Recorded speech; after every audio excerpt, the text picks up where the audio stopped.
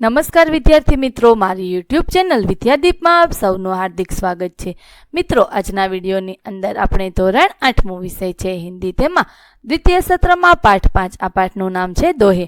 આ પાઠના અભ્યાસ સ્વાધ્યાયના પ્રશ્નો અને તેમના જવાબો વિશે આજે આપણે આ વિડીયોની અંદર માહિતી મેળવીશું.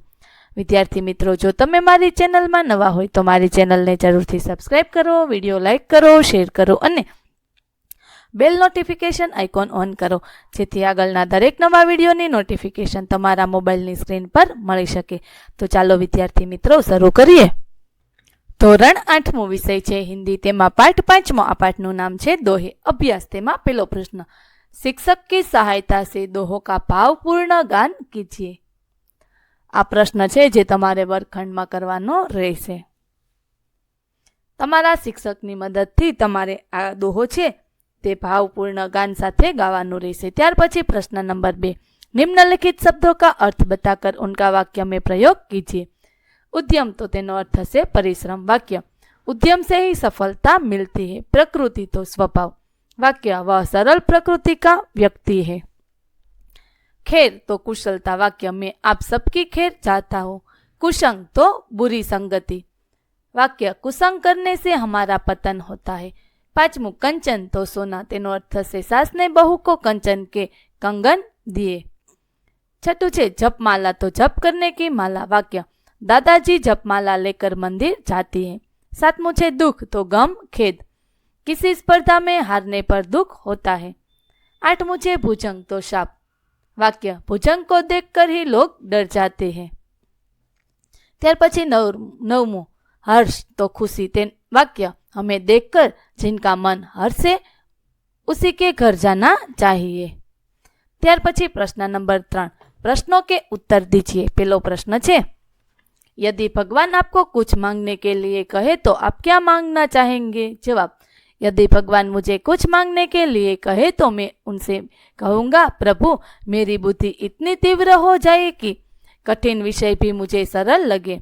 आपकी कृपा से स्वस्थ शरीर और ऐसी तीक्ष्ण बुद्धि पाकर मैं व्यापार के क्षेत्र में अच्छा यश पाऊं और अपने माता पिता तथा अन्य स्वजनों को किसी तरह का दुख न पहुंचने दूं. इतना ही नहीं, मैं समाज की सेवा करने भी समर्थ बन सकूं और अपने देश को भी कुछ लाभ पहुंचा सकूं. इस प्रकार मैं भगवान से अपने परिवार, समाज और देश को सुखी बनाने की शक्ति और सामर्थ्य मांगूंगा.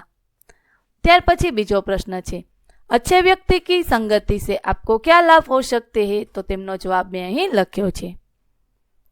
ત્યાર પછી ત્રીજો પ્રશ્ન, लोग धर्म के नाम पर कौन से आडंबर करते हैं. जवाब, लोग धर्म के नाम पर दाढ़ी बढ़ाते हैं, सिर पर जटाजूट रखते हैं, तरह तरह के तिलक करते हैं, अलग अलग तरह की मालाओं से जप करते हैं, गले में तरह तरह की मालाएं धारण करते हैं. धर्म के नाम पर लोग देव देवियों के भोग के नाम पर तरह तरह के व्यंजन बनाकर उनके सामने रखते हैं. भगवान पर सोने चांदी के आभूषण चढ़ाते हैं. धर्म के नाम पर कई कई पशुओं की बलि भी दी जाती है. इस प्रकार धर्म के नाम पर लोग अपने प्रकार के आडंबर करते हैं. त्यार पछी चौथो प्रश्न, लोग कौन कौन सी कारणों से भीख मांगते हैं. तो तेमनो जवाब જોઈએ. कुछ लोग जीविका को कोई साधन न होने पर मजबूर होकर भीख मांगते हैं. कुछ लोग भूकंप, बाढ़ आदि प्राकृतिक प्रकोपों में सब कुछ नष्ट हो जाने पर भीख मांगने लगते हैं. कुछ लोग अपाहिज हो जाने पर पेट भरने के लिए भीख मांगने लगते हैं. गुंडे बदमाश लोग बच्चों का अपहरण कर उन्हें अपाहिज बना देते हैं, तब वे बच्चे उन दुष्टों के लिए भीख मांगते हैं. कुछ कामचोर और बेशर्म लोग मेहनत करने से बचने के लिए भीख को ही अपना व्यवसाय बना लेते हैं. त्यार पछी स्वाध्याय. तेमा प्रश्न, पहलो प्रश्नों के उत्तर लिखिए. पहलो प्रश्न है, कबीर साई से कितना मांगते हैं. तो तेमनो जवाब मैं અહીં લખ્યો છે. ત્યાર પછી બીજો પ્રશ્ન, बिना सोचे कार्य करने से क्या होता है. जवाब, सोच समझकर कार्य करना ही बुद्धिमानी है. बिना सोचे समझे कार्य करने से कार्य बिगड़ जाता है. कार्य बिगड़ने से पछतावा होता है. इतना ही नहीं, दुनिया में हंसी होती है. लोग तरह तरह के ताने मारकर मजाक उड़ाते हैं. इस तरह बिना सोचे समझे कार्य करने वाले को उसका बुरा परिणाम भोगना पड़ता है. ત્યાર પછી ત્રીજો પ્રશ્ન છે, ચંદર और भुजंग के उदाहरण द्वारा रहीम क्या कहते हैं? तो आ प्रश्नનો જવાબ મેં અહીં લખ્યો છે, જે તમારે આ પ્રમાણે લખવો।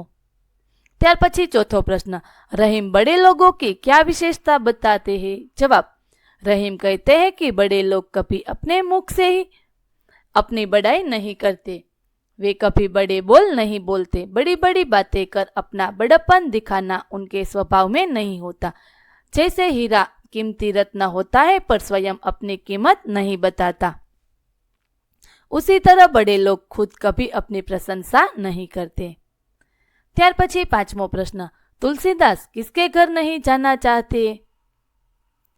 जवाब, तुलसीदास अपनेपन की भावना को बहुत महत्व देते हैं। वे कहते हैं कि जिस घर के लोग हमें आया हुआ देखकर हर्ष का अनुभव न करे, हमें देखकर जिनकी आंखों में स्नेह की चमक न पैदा हो, उस घर में भले सोना बरसता हो फिर भी वे वहां जाना नहीं चाहते।